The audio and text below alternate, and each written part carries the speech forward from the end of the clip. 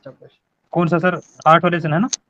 हाँ 8 वाले से। जी सर, ये पहला क्वेश्चन है, निम्नलिखित में से कौन सी गैस वायुमंडल में सर्वाधिक रूप में उपस्थित होती है? अब ये तो हमारे ग्रुप से ही बताएंगे, क्योंकि उस दिन अपने क्रम पूरा याद है, और 4 बतानी है हाँ क्रम से, एक से काम नहीं चलेगा। 4 बताओ, कोशिश करो सबसे ज्यादा कौन सी थी। तो अगर कोई बताया ठीक नहीं, और हम इस बहाने से रिपीट हो जाएगा। सबसे ज्यादा हमने नाइट्रोजन पढ़ी थी, फिर हमने हम्म, ऑक्सीजन पढ़ी थी, फिर हमने ऑर्गन पढ़ी थी, और फिर हमने कौन सी पढ़ी थी? Carbon carbon dioxide. डाइऑक्साइड। जी सर। कार्बन तो डाइऑक्साइड। 4 पढ़ी थी, तो चारों को 4 दे रखी हैं, इनको बस क्रम से जमाना। सबसे ज्यादा नाइट्रोजन, फिर ऑक्सीजन, फिर ऑर्गन, फिर कार्बन डाइऑक्साइड। और वो 78.08 थी, वो इक्कीस पॉइंट हम्म। पचानवे थी।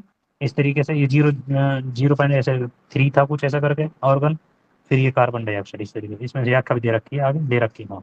और ये जो तो तीन प्रथम जो 3 गैस से थी ना, वो जी सर। वो कौन सी थी? स्थाई और अस्थाई वाला सब कुछ शब्द आया था इसके साथ में। हाँ, वो हाँ उस दिन मैं बात कर रहा था आपसे, जो प्रथम 3 है ना सर, जैसे एक तो हाँ। अब नाइट्रोजन की बात करते हैं हम, एक ऑक्सीजन की बात हम्म, करते हैं, एक ऑर्गन की बात करते हैं। तो ये हम्म, 3 ऐसे हैं सर, ये स्थायी रूप से हैं, मतलब अपने वायुमंडल में। ये क्या ज्यादा कम और ज्यादा, मतलब ऐसा नहीं होता कि एकदम से ज्यादा बढ़ गई या कम हो गई, इनमें ज्यादा मतलब हम्म। परिवर्तन नहीं देखने को मिलता, इसलिए इनको स्थायी गैस बोलते हैं। हाँ जबकि स्थाई है जी सर, हाँ, यानी कि ये अपरिवर्तनशील है। और इसके अलावा जो बच गई वो ज्यादातर क्या है, परिवर्तनशील, जैसे कार्बन डाइऑक्साइड है, बढ़ रही है मात्रा धीरे धीरे। और भी जैसे हम ओजोन वगैरह पढ़ रहे हैं, तो वो अलग चीज है, कम हो सकती है, ज्यादा हो सकती है, मतलब परिवर्तन नहीं होना चाहिए ज्यादा। परिवर्तन इन तीनों में नहीं होता जो शुरू की होती है सर। ये चीज समझ गया। आ गई होगी समझ में। ठीक है, उसके बाद हम व्याख्या पढ़ लेते हैं। वायुमंडल में नाइट्रोजन गैस सर्वाधिक रूप में उपस्थित होती है। सर्वाधिक कौन सी? नाइट्रोजन, ये 78.08 है। ऑक्सीजन 20.95 है। उसके बाद में और, अगर आपको जैसे क्रम याद भी ना रहे, देखो ऑक्सीजन ओ से ही चालू हो रहा है, ऐसे ही ओ हम्म, आ, जस्ट अगला आ है, मतलब सेम हम्म, शब्द एक साथ आएंगे। जो आ देखो, दोनों ऑर्गन में और ऑक्सीजन दो में आ रहा है, तो ऐसे थोड़ा याद रह सकता है कि भाई दोनों, जैसे आप कभी भूल जाओ तो एक हल्का फुल्का ट्रिक वैसे आप अपने हिसाब से बना सकते हो ट्रिक। हम्म, तो इस तरीके से। और फिर उसके बाद में ये बता रहा है कार्बन डाइऑक्साइड, और चारों का हम प्रतिशत भी याद करेंगे, क्योंकि 2 का तो कम से कम याद होना चाहिए, 78.08 होना चाहिए और हाँ। 20.95। और अगर आपको थोड़ा सा लगे कि 0.9 और 93 कर दो उसको, और ये 0.36 ऐसे। तो उसमें तो केवल वो पॉइंट के बाद में 93 है दे रखा है, जो ये 0.36 दे रखा है, ऐसा है। तो एक हम्म, बार अब हम सेकंड क्वेश्चन को पढ़ते हैं। इसमें कह रहे हैं कि निम्नलिखित कथनों पर विचार कीजिए। वायुमंडल में कार्बन डाइऑक्साइड ऑक्सीजन की अपेक्षा अधिक ऊंचाई पर पाई जाती है। अब देखना क्वेश्चन, क्वेश्चन हम्म, वो है ऊंचाई की, आपने लिख रहा है एनसीईआरटी में लिखी है चीजें। ये कह रहा है कि वायुमंडल में जो कार्बन डाइऑक्साइड गैस है, CO2, वो ऑक्सीजन की अपेक्षा अधिक ऊंचाई पर है या नहीं है, नहीं है वो मेरे ये हिसाब पूछ रहा से है। तो 90 तो के अधिक आसपास ऊंचाई, रहता है। हाँ 90 तक पाई जाती है, ये 120 तक पाई जाती है। तो ये कह रहा है कि कार्बन डाइऑक्साइड ऑक्सीजन की अपेक्षा अधिक ऊंचाई पर पाई जाती है। तो ऐसा तो हो ही नहीं सकता, क्योंकि ऑक्सीजन हम्म। कहाँ तक पाई जा रही ऑप्शन है? 120। 120 किलोमीटर तक, और 120। वो 90 किलोमीटर तक जा रही है। तो जहाँ कार्बन डाइऑक्साइड, वही जलवाष्प भी इतना ही पाई जा रहा है, 90 किलोमीटर तक हमें पड़ा है। हाँ सेकंड कार्बन लाइन क्या की? डाइऑक्साइड के साथ में, हाँ साथ ही जी था सर, सेकंड। जलवाष्प। जी सर, जलवायु याद कर सकते हैं साथ में। सेकंड लाइन कहती है सर, कार्बन डाइऑक्साइड सौर विकिरण के लिए पारदर्शी है, और पार्थिव विकिरण के लिए अपारदर्शी है। बिल्कुल राइट, क्योंकि इसी की वजह से जो हमारे यहाँ का जो तापमान है वो, मतलब हीट एक करता गर्म है। बना रहता है, हीट करा रहता हम्म, है। क्योंकि अगर ये गैस नहीं होगी तो शायद हो सकता है कि इतना गर्म नहीं होगा, ठंडा बहुत रहेगा पृथ्वी। तो ये कहीं ना कहीं, जो सूरज से किरणें आ रही ना, उनको लघु तरंग बोलते हैं, वो सौर विकिरण बोलते हैं उनको। वो सीधी आ जाती है, उनको ये रोकती नहीं है। लेकिन जब ये पृथ्वी से वो किरणें टकरा जाती हैं, टकराने के बाद वो टूट जाती है, मतलब ये लगा लो पार्थिव किरण, मतलब बोलते हैं उनको, जो वापस टकरा के पृथ्वी से होती है, वो दीर्घ हो जाती है, दो दीर्घ तरंगें। और उनके लिए क्या है कि अपारदर्शी, मतलब इनको वापस नहीं जाने देती, ये कोशिश करके कि यहीं पे। और इसी की वजह से हमारे यहाँ भूमंडलीकरण हो रहा है, मतलब विश्व व्यापन जिसको हम बोल देते हैं, कि मतलब विश्व में जो ये हमारी बर्फ पिघल रही है ना, भूमंडलीकरण की वजह से पड़ रही है सर ये। तो इसका बड़ा बहुत रीजन है कि भाई हम ये जो हम जैसे एसी वगैरह, फ्रीज वगैरह, ये चीज ज्यादा यूज करने लगे, तो ये क्या है, वही ये है जो सब है। गैसें है ना। ग्रीन ग्रीन जी सर। हाउस, वो हरे घर वाला जी सर। ग्रीन हाउस गैस हम्म। है। हम्म। जी सर। तो अब इसके बारे में जो व्याख्या दे रखी है, मोटी बता रखी है कि ऑक्सीजन 120 किलोमीटर तक, और कार्बन डाइऑक्साइड 90 किलोमीटर तक ऊंचाई तक पाई जाती है। दूसरा ये बता रहा है कि पहला तो इसलिए सत्य था कि उसने गलत दे रखा था, दूसरा इसने इसलिए बता रखा है कि भाई ये सेम सही है लाइन बिल्कुल। क्वेश्चन नंबर 3 पे आते हैं हम। क्वेश्चन नंबर 3 क्या कह रहा है कि जल वाष्प के संबंध में, अभी हम बात जिक्र कर रहे थे ठीक है, जल वाष्प के संदर्भ में निम्नलिखित में से कौन सा अशक्य है?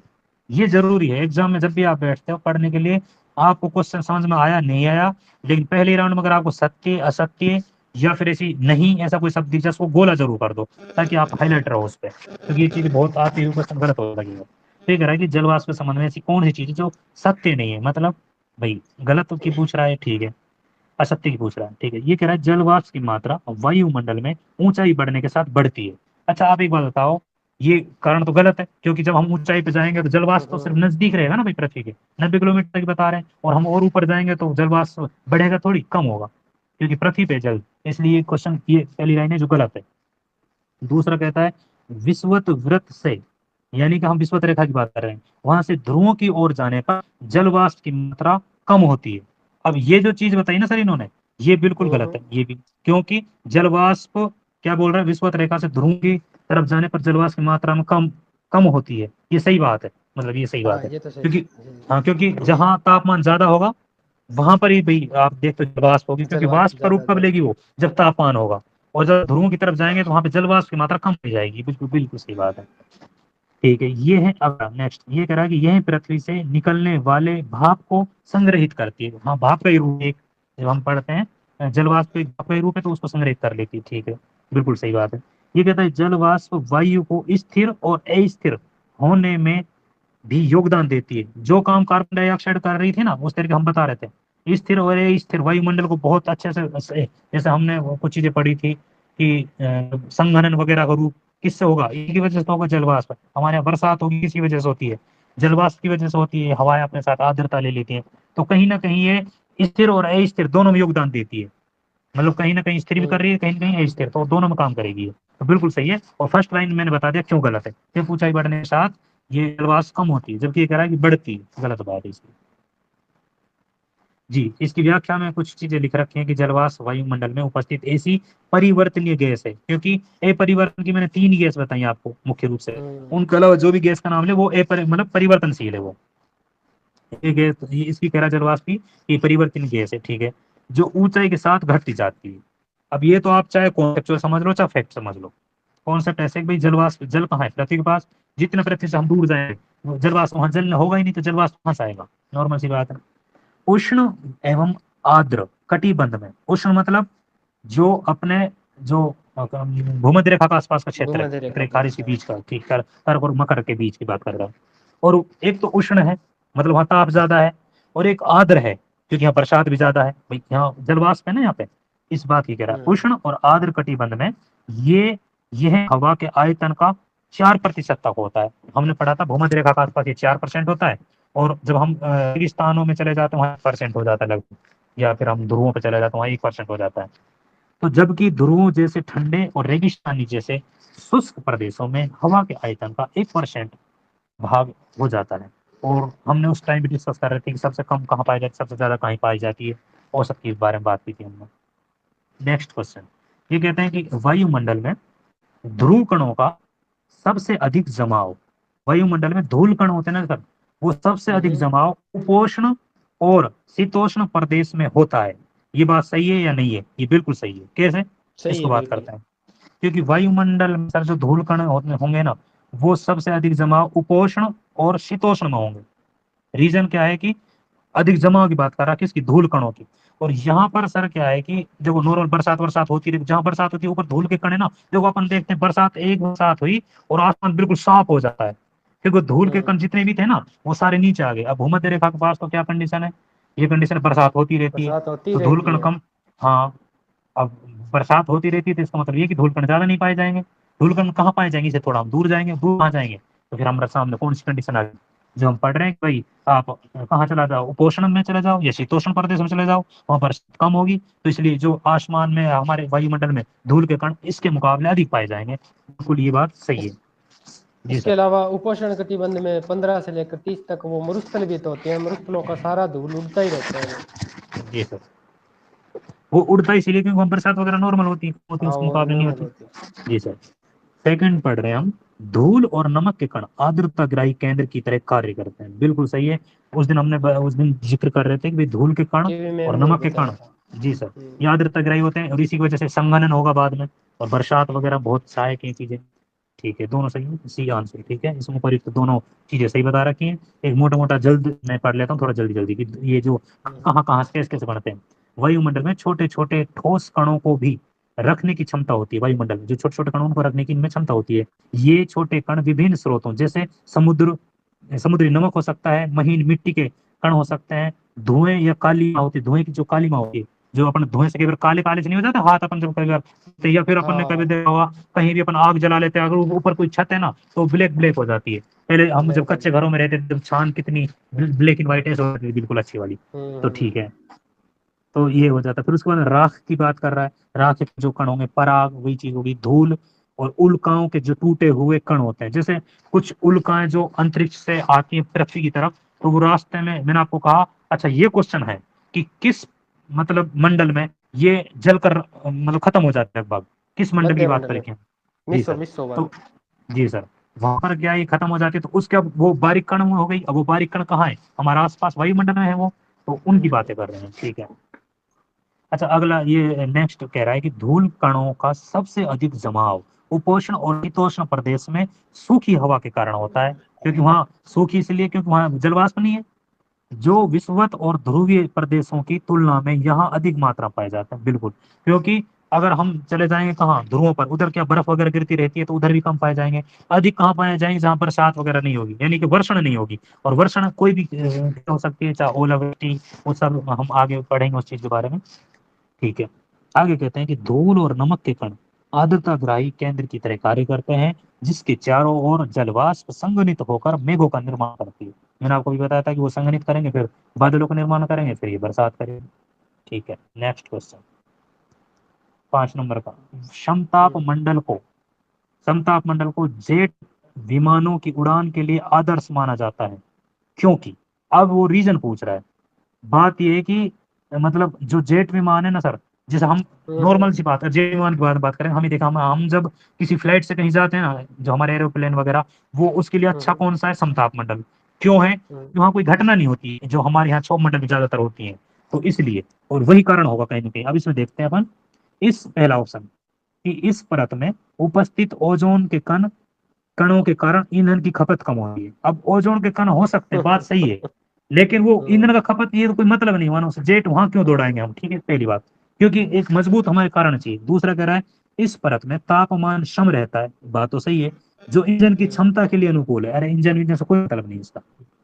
यह परत विमान भेदी शस्त्रों की मारक सीमा से बाहर होता है, ऐसा भी नहीं है। और जो शस्त्र, तो देखो, जब हम यहाँ से किसी मतलब जब हम कुछ रॉकेट वगैरह छोड़ते हैं, तो हम जब यहाँ से मंगल पे जा सकते हैं, तो कुछ भी हो सकता है, ये तो गलत बात है। चौथी बात कह रहा है सर, इस परत में बादल तथा अन्य, हाँ, मौसमी घटना नहीं घटित होती, ये सर सही है, क्योंकि वो एकदम अच्छा है। ये वायुयान उड़ाने के लिए वही चीज है, जेट विमान है। ऊपर वा, ऊपर वाले तो मजाक में बनाए हैं। तो देखो क्वेश्चन हाँ ऑप्शन तो पढ़ के देखो सर, कि इस जी परत सर, में जी। उपस्थित ओजोन के कारण ईंधन की खपत कम होती है। इस परत अब में कोई ला तापमान सम रहता है, जो इंजन की क्षमता के लिए अनुकूल होता है। जी सर, तो ये क्या है, तो, सब कुछ लेता है कि बच्चे का थोड़ा माइंड ठीक रहे, हम्म, उसको भी लगे कि यार हाँ, आप कोई दिक्कत नहीं है। जी सर। नेक्स्ट क्वेश्चन है, क्षोभ मंडल की मोटाई विश्व पर सबसे अधिक पाई जाती है। आगे वही क्वेश्चन सर, हम्म। क्षोभ मंडल की जो मोटाई है वो विश्वत वृत्त पर सबसे अधिक पाई जाती है। ये बात सत्य है या असत्य है? पहले आप बताओ सर। मैं क्या बताऊं, और बताने के लिए बैठे हैं। पता नहीं यार, थोड़ा बोल दिया और चाहे एक माइक को नजदीक लेके बस इतना बोल दे, बस यस या नो, इतना तो बोल सकते हो, हम्म। क्योंकि हमारा भी सही हौसला है। बना रहता है हमें। जी, हमें ऐसा लगता है कि पता नहीं हम तो नहीं, इसमें कुछ और है कि नहीं, पता नहीं ग्रुप में है। कई बार ऐसा हो जाता है सर, जो आप तो कम से कम रेस्पॉन्स कर रहे हो ना, तो मुझे लग रहा है, लेकिन अगर आपने भी माइक बंद कर दिया ना, फिर ऐसा लगेगा पता नहीं क्या हो रहा है ना, ऐसा। सर ठीक है, मैं तो माइक को अगर अनम्यूट रखती हूँ तो मेरे साथ पूरा परिवार बोलता है। क्या करें, अब जरूर, बंद सही रखना बात है। जब पड़ता है। मैं पूछता वैसे कम हूँ, जब बीच में पूछता हूँ हम्म, तब थोड़ा कोशिश कर लिया करो। ठीक है मैम, थैंक यू तो जी। ठीक मैं है, तभी बोल पाती हूँ जब ये चुप रहते हैं बाकी सब। ठीक वैसे है, ओके। वीसी में ना ताली बजाने वाली व्यवस्था नहीं है मैम। नहीं तो वो संसद भवन में जो तालियां पीटती है ना, और कुर्सी हाँ, वगैरह फेंकते हैं, तो वो थोड़ा नहीं है। नहीं, बच्चे वगैरह और घर परिवार वाले ना उठा के रखते हैं सारे माहौल को। जी सर। जी अच्छा क्वेश्चन है सर ये, 6 नंबर। अब क्वेश्चन ये है, कथन कारण में अब हम ये समझना है कि कथन कारण के जो क्वेश्चन होता है उसको किस तरीके से हम करते हैं और क्या कंडीशन है। पहली हमने चीज पढ़ी भाई बिल्कुल सत्य है, तो इसका मतलब ये तो कथन तो है सत्य। और बात किसकी चल रही थी, क्षोभ मंडल की चल रही थी। और किसकी चल रही थी, मोटाई की बात कर रही थी। ठीक है, कारण कि भाई कारण क्या है इसका, विश्वत वृत्त पर वायु का प्रवाह तेज होता है। हमने कहा सर जो वायु ऊपर तक, काफी ऊपर तक जो उठती है ना वो संवहन के माध्यम से, वो इतनी अधिक ऊंची है किसके मुकाबले, ध्रुव के मुकाबले। हमने बात की थी कि यहाँ पर क्यों है, क्योंकि संवहन धाराएं बहुत ऊंची ऊपर तक चली जाती हैं। ये इसका मेन कारण था। कहाँ पर, जो ये ऊंचाई मोटाई है ना ज्यादा, कहाँ पर, विश्वत रेखा पर अधिक विश्वत क्यों है। वृत्त। बिल्कुल एग्जैक्ट कारण बताया सर इसने। जो हम पढ़ते हैं कि संवहन धाराओं, क्योंकि संवहन धाराएं बहुत ऊपर तक चली जाती हैं, और जहां तक संवहन धारा जाती है वहीं तक क्या है हमारा जो क्षोभ मंडल है। और जब हम इसी की बात, संवहन धारा कहाँ पर, ध्रुवों पर कम है ही नहीं, मतलब तो वहां नहीं है, तो वहां ज्यादा ऊंचाई नहीं है। वहां तो मात्र 8 किलोमीटर है, यहाँ पर 18 किलोमीटर तक है भूमध्य रेखा पर। तो यही एग्जैक्ट कारण है कि भाई यहाँ जो वायु का परवान वो तेज है थोड़ा, मतलब ऊपर तक चली जाती है इस वजह से। तो कथन और कारण दोनों से ये व्याख्या भी कर रहा है। तो अब इसका आंसर देख लेते हैं। हाँ, ये राइट आंसर है। इसमें कहता है कि इसमें क्षौम मंडल। जी सर। इसमें क्या होता है कि कथन और कारण में ना एक लाइन बना लो इसकी। कैसे, हम्म, पहले आप कारण को पढ़ो, कारण के जो पढ़ो ना, उसके बाद में ये शब्द आपको जोड़ने हैं, के कारण शब्द आपको जोड़ना है। जैसे विश्वत वृत्त पर वायु का प्रवाह तेज होता है, जिसके कारण या के कारण क्षोभ मंडल की मोटाई विश्वत रेखा पर अधिक पाई जाती है। अगर पहली लाइन, नीचे वाली लाइन ऊपर वाली लाइन का पूरा भावार्थ दे दे और उससे साथ इंटरकनेक्ट हो जाए, और दोनों को मिलाकर पढ़ने से ऐसा लगे कि असल में ये दोनों एक ही बात है, तो कथन और कारण की हमेशा व्याख्या करेगा। जी सर। अब मैं क्या है मोटा मोटा एक शब्द लगाता हूँ, क्यों या क्योंकि। जिसने कहा कि हाँ, क्षोभ मंडल की मोटाई विश्वत रेखा पर अधिक होती है, क्यों भाई, क्यों होती है यहाँ पर मोटी। अच्छा, हाँ, इसका रीजन मुझे भी पता है कि संवेदन के माध्यम से होती है, लेकिन मैंने आगे पढ़ा क्यों होती है। भाई मेरा क्वेश्चन ये है कि मोटाई क्यों होती है, यही तो पूछेगा कारण में। ये पहली हाँ, बात मेरी हाँ, लाइन राइट हो गई। सेकंड जैसे इसने बोला भाई ये विश्वत वृत्त पर वायु का प्रवाह तेज होता है, बिल्कुल सही है। हाँ, क्योंकि इसलिए तो क्योंकि क्यों लगाया मैंने, क्यों क्योंकि। हाँ, तो इससे क्या और अच्छा हो जाता है स्पष्ट, बाकी हाँ, वो अपने अपने लाइन हिसाब से भी कर सकते इकट्ठी हो गई। हैं। जी सर। ठीक है। अब इसके बारे में जो आगे दे रखा है, क्षोभ मंडल वायुमंडल का सबसे नीचे का जो सन स्तर है, ये परत की बात कर रहा है, जो मंडल की बात कर रहा है। इसकी ऊंचाई सतह से लगभग औसत 13 किलोमीटर बताते हैं। वैसे ध्रुव पर 8 किलोमीटर, विश्वत रेखा पर 18 किलोमीटर की ऊंचाई होती है। क्षोभ मंडल की मोटाई विश्वत वृत्त पर सबसे अधिक होती है, क्योंकि तेज वायु प्रवाह के कारण ताप का अधिक ऊंचाई तक संवहन हो जाती है। यहाँ ताप अधिक होता है, इस वजह से संवहन धाराएं ऊंची चली जाती है। ठीक है, नेक्स्ट। व्याख्या को मैं क्वेश्चन तेज नंबर पढ़ दिया बोल। करूँ, क्वेश्चन को मैं धीरे बोलता हूँ। 7। नहीं, जी सर। जैसे क्वेश्चन पढ़ो ना तो क्वेश्चन के साथ में उसका नंबर भी पढ़ दिया करो, ताकि ना ओके इधर सर। उधर है ना वो भटके ना। क्वेश्चन ठीक नंबर है सर। 7 ऐसे। ठीक है सर। 7 नंबर का पढ़ेंगे हम। नीचे दिए गए कथनों को ध्यानपूर्वक पढ़िए, और सारे क्वेश्चन हमें ध्यानपूर्वक पढ़ने चाहिए। ठीक है।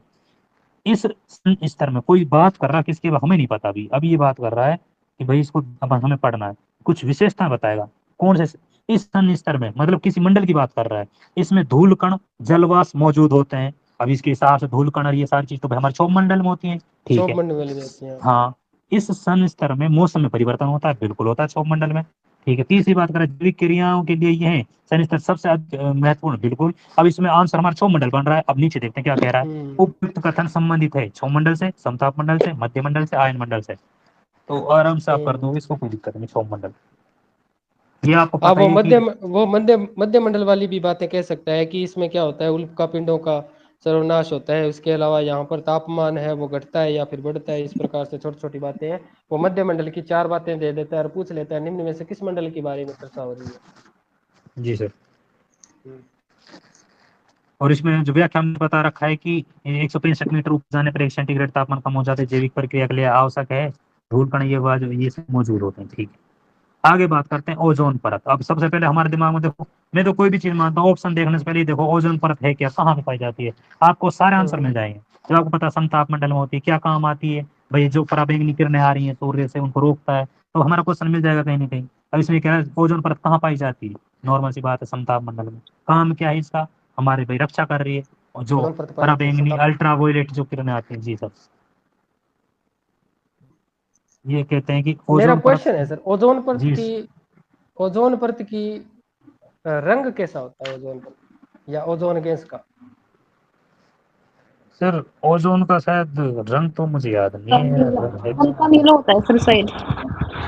वो तो हल्का नीला हो सकता है, इस वजह से दिखाई देता हो जैसे परकीन की वजह से, लेकिन एग्जैक्ट मुझे नहीं पता। हाँ जी, आप बता रहे तो कहीं ना कहीं कोई चीज होगी। ऐसे पढ़ा है शायद, हल्का नीला पढ़ा है मैंने। आपने पढ़ा है तो हो सकता है ये चीजें हो। जी सर, आप बता रहे हो या चलो चलें चलो कुछ? नहीं आगे चलो, मैं याद आएगा तो बोलूंगा मैं फिर। ठीक है, वैसे दिमाग में आ गया था क्वेश्चन। मैं आपसे एक क्वेश्चन पूछ रहा हूँ कि ओजोन गैस का सर्वाधिक जो समकेंद्रण है, मतलब कहाँ पर, मतलब अगर हमसे पूछे लगभग कहाँ पर होता है, कितने किलोमीटर से कितने किलोमीटर के बीच में, और एग्जैक्ट अगर एक ही अंक दे तो कब क्या करना है? 23 किलोमीटर, 23 किलोमीटर। 22 है 22 सर, किलोमीटर। 22 आंसर राइट होगा एग्जैक्ट, सर इसका। एग्जैक्ट 22 करना है क्या? जी सर। हाँ, अच्छा 22 से 35 वैसे किलोमीटर के बीच इससे है। हम थोड़ा सा बढ़ेंगे 19 से 25 कर सकते हैं, उससे और थोड़ा बढ़ेंगे 15 से 35 कर सकते हैं, और बढ़ेंगे हाँ तो हाँ 10 वो से 50 कर सकते हैं। सही है, वो 5 आगे बढ़ा दो, 5 पीछे बढ़ा दो। अगर थोड़ा जी और सर। करना चाहो तो 10 आगे बढ़ा दो, 10 पीछे कर दो उसके। पर मूलतः बीच में सेंटर में 22 है क्या? जी सर। अच्छा वो बाई कह दो या बाई, बाई बाई, तू मेरा भाई मैं हम्म तेरा भाई, तो हो सकता है ये हम्म, वायुमंडल की ब्रोदर हो। ठीक है, भाई ये भाई बात कह करके रहे। वो 3 हाँ ऑक्सीजन भाई पर भाई है। बॉन्ड देते हैं हाँ और ऑक्सीजन ओजोन गैस बना देते हैं। हाँ, ऑक्सीजन के 3 कण होते हैं जिसमें वैसे। ओके ठीक है, वो बात कर रहे हैं कि ऑक्स जो इसकी व्याख्या सेम कर रखी है कि भाई जो हानिकारक उनके लिए ठीक है, सुरक्षा कवच है चलो पृथ्वी मैं का। बता देता हूँ सर, थोड़ा सा मैं बता जी देता हूँ। सर, जी सर, ओजोन गैस बिल्कुल होती, बिल्कुल। ओजोन गैस होती है ना, उसका रासायनिक सूत्र है O3। इसका हम्म ओजोन गैस का जो मापक है ना, किस पर मापी जाती है, वो मापी जाती है डोप्सन मीटर पर। हम्म और इसके अलावा एक और मापक होता है इसका, स्पेक्ट्रोफोमीटर। स्पेक्ट्रोफोमीटर 2 मीटर होते हैं इसके। इसका O3 इसका मापन होता है। ये कहता है कि 90% ये समताप मंडल में पाई जाती है, और समताप मंडल को ये स्ट्रेटोस्फीयर के नाम से पुकारता है, हम्म स्ट्रेटोस्फीयर। इसके अलावा इसका संग्रह सक्रेंद्रण है ना, वो आप वाली बात है कि या तो 15 से 35 कह दो, या फिर 19 से 25 कह दो, और अगर एक संख्या पूछे तो 22 बोल दो। जी सर। इसके अलावा जो ओजोन छिद्र है ना, उस ओजोन हम्म छिद्र का जो पता लगाने वाला व्यक्ति था ना, उसका नाम था जे फारमैन। हम्म जे फारमैन था, उसने ओजोन छिद्र का पता लगाया था 1985 में। और लगाया कहाँ था? दक्षिणी ध्रुव पर। और किस स्थान हम्म, पर? अंटार्कटिक महाद्वीप के ऊपर लगाया था। जी सर। ये तो हो गई इससे। उसके बाद में क्या है, अभी 16 सितंबर हुई थी पीछे, अगस्त के हम्म बाद में सितंबर, 16 सितंबर 5-7 दिन पहले की बात है। 16 सितंबर को क्या मनाया जाता है? ओजोन दिवस मनाया जाता है। तो हम्म ओजोन दिवस के लिए मनाने के लिए इसके 3 सम्मेलन हुए हैं। 3 सम्मेलन हुआ है। पहला हुआ है मॉन्ट्रियल कनाडा में, यूएसए। यूएसए के ऊपर वाला जो हिस्सा है ना, वहां पर हुआ है मॉन्ट्रियल कनाडा का। वो हुआ था 16 सितंबर 1987 को, 87 को, वो प्रथम था। उसी 16 सितंबर की तारीख को लेकर उन्होंने क्या किया, प्रथम जो दिवस था ना, ये 16 सितंबर ओजोन दिवस के रूप में मनाने का काम किया गया। उसके बाद में दूसरा जो सम्मेलन हुआ था ना, वो हुआ था किंगाली में। किंगाली एक जगह है, वो है रवांडा में। रवांडा में हुआ था 2016 में, 16 सितंबर 2016 को हुआ था। उसके बाद में तीसरा सम्मेलन हुआ था ना, वो हुआ था, उसका नाम है रियो सम्मेलन। और रियो सम्मेलन हुआ था ना, वो है ब्राजील में। और ये सम्मेलन हुआ था 22 अप्रैल को। और जब 22 अप्रैल को ये सम्मेलन हुआ था ना, इस कारण ये 22 जो अप्रैल वाला शब्द है ना, इसको बाहर निकाल कर इसे उन्होंने 22 अप्रैल को पृथ्वी दिवस के रूप में मनाया। हालांकि जो पृथ्वी दिवस जिस दिन मनाया गया था ना, उस दिन ओजोन दिवस ही था, यानी ओजोन दिवस का सम्मेलन था वो। उसके बाद में ओजोन छिद्र की जो पुष्टि की गई थी ना, यानी पता तो लगा दिया, परंतु वैज्ञानिकों ने उसकी जांच भी की। जांच की, फिर उसके बाद में उसकी पुष्टि की। तो इसकी जो पुष्टि हुई थी ना, वो हुई थी वियना सम्मेलन 1985 में। और जो ओजोन गैस है ना, वो नष्ट किस गैस से हो रही है, यानी कि उसका शरण है किस गैस से हो रहा है, ये बताना है आपको। ये क्वेश्चन ये आया हुआ है। क्लोरोफ्लोरो वगैरह हैं जो ये अपने क्लोरीन, बोलते हैं, क्लोरीन, सीएफसी वगैरह, हाँ क्लोरीन वगैरह ये सब। क्लोरीन। क्लोरीन नाम इसकी गैस दे रखा है मेरे पास। क्लोरीन गैस, ये क्वेश्चन आया हुआ है, क्लोरीन गैस से खत्म हो रही है। बस ओजोन गैस का इतना ही मटेरियल है। जी सर। नेक्स्ट 9 नंबर का क्वेश्चन है, 9। वायुमंडल में किस परत से पृथ्वी के द्वारा भेजी गई रेडियो तरंगे वापस पृथ्वी पर लौट आती हैं? मैंने आप उस दिन कहा था डिश टीवी वगैरह हम चलाते हैं तो वो वापस आ जाती है यहाँ से। तो इसका आयनोस्फीयर बताया था ऐसा। जी सर, आयन मंडल बोलते ऐसा हैं था इसको। कुछ। जी सर।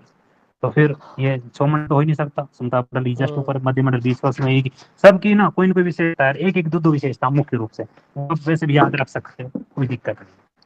अच्छा, आयन मंडल की ऊंचाई वगैरह बता रखी है कि 880 से लेकर 400 किलोमीटर की ऊंचाई तक ये स्थित होता है। इसमें विद्युत आवेशित जो कण, ये क्वेश्चन कई बार वैसे पूछा गया है, विद्युत आवेशित कण किस परत से संबंधित है, तो आप ये है। और एक एप्लीटन वगैरह और वो इसकी जो कुछ आएंगी वो बाद में अगर कहीं आया तो क्वेश्चन उसके बाद में अच्छे व्याख्या करेंगे कि वो DEFG ऐसा कुछ करके वो परत आती है इसमें, तो वो वाली ठीक है। ये कहते हैं कि जिन्हें आयन कहते हैं, ठीक है, इसलिए इसे आयन मंडल के नाम से जाना जाता है। पृथ्वी के द्वारा भेजी गई रेडियो तरंगे इस सनिस्तर मतलब हो गया मंडल के द्वारा वापस पृथ्वी पर लौट आती है। ठीक है भाई, इसी वजह से हमने जो ये संचार प्रक्रिया सर इसी वजह से चालू है, ताकि भाई जो वो हम यहाँ से रेडियो तरंगे जो भेजते हैं वापस आ जाती हैं। ठीक है। चलो मैं थोड़ा सा बता देता हूँ, बाकी ये मटेरियल है, फिर वो पीछे वाला भी तो चैप्टर छूट गया, यानी कि उसमें भी तो इसके बारे में जिक्र नहीं हुआ, फिर यहाँ पर होना थोड़ा सा जरूरी है। देखो कौन आयन सा सर? मंडल है ना उसकी, नहीं अच्छा जैसे अच्छा। हमने जो लेसन किया था ना उसमें भी तो इन शस्त्रों का नाम नहीं आया, DEFG इनका नाम नहीं आया। हम्म। तो इसमें क्या होता है कि आयन मंडल है ना वो 80 से लेकर 400 किलोमीटर का है, पहले तो हमें ये ध्यान रखना है कि जी 80 सर। से लेकर 400 किलोमीटर तक है। फिर उसके बाद में क्या है कि पृथ्वी से लेकर यानी कि 80 किलोमीटर से लेकर 99 किलोमीटर तक जो परत पाई जाती है ना वो डी पाई जाती है, पहली डी परत है। यानी कि आपको परतों के रूप में 4 परतें पाई जाएगी इसी के अंदर, और शुरुआत आपको डी से करनी है। ठीक है, पहली है आयन की डी परत है, उसके बाद में ई परत है, उसके बाद में एफ परत है, उसके बाद में जी परत है। 80 से 99, 99 से 130 किलोमीटर, 130 से 380 किलोमीटर और 380 से 400 किलोमीटर, ये 4 परतें हैं। अब उसके बाद में डी परत का कोई अन्य नाम नहीं है। उसके बाद में जो दूसरी परत है ना ई परत, डी से जस्ट ऊपर, उसका नाम है केनिली हेविसाइट परत। पहली आ जाती है, कै कबूतर से शुरू होते हैं, तो डी को छोड़कर ई का नाम है केनिली हेविसाइट परत। और उसके अलावा जब ए अनार और आ आम बोलते हैं उसी प्रकार से उसमें पहला ए आता है, तो एफ परत का जो नाम होगा ना वो है अपलिटन परत। तो कैनली हेविसाइड परत नीचे है, उसके बाद में ऊपर है उसके अपलिटन परत। अब है इससे गुजरने वाली और परावर्तित होने वाली तरंगे। डी परत से होती है लॉन्ग वेव और ई परत से होती है मीडियम वेव परावर्तित, और एफ परत से होती है शॉर्ट वेव। नीचे से शुरू होती है लॉन्ग वेव, मीडियम वेव और शॉर्ट वेव, और जी परत का कोई इसमें नाम नहीं लिखा गया है। ठीक है, इसके अलावा इसका एक परिणाम भी और होता है कि विद्युत चुंबकीय जो आयन होते हैं ना उनके प्रभाव से रंग बिरंगा प्रकाश दिखता है। उत्तरी गोलार्ध में उसको अरोरा बोरियोलिस कहते हैं। ये क्वेश्चन आया हुआ है कि अरोरा बोरियोलिस का किससे संबंधित है, और दक्षिणी गोलार्ध में जो इससे जो प्रकाश होता है, रंग बिरंगा प्रकाश दिखाई देता है, उसे बोलते हैं अरोरा ऑस्ट्रियोलिस। अरोरा ऑस्ट्रियोलिस को कहते हैं कुमेर ज्योति, और अरोरा बोरियोलिस को कहते हैं समेर ज्योति। ठीक है, ये थे। जी सर। और अब हम इसके अलावा एक ऐसी परत है उसका नाम है एलन परत। एलन परत है वो बहिर्मंडल में सबसे ऊपर पाई जाती है एलन परत। ये क्वेश्चन आया है, चुंबकीय मंडल और बहिर्मंडल के मध्य में स्थित है।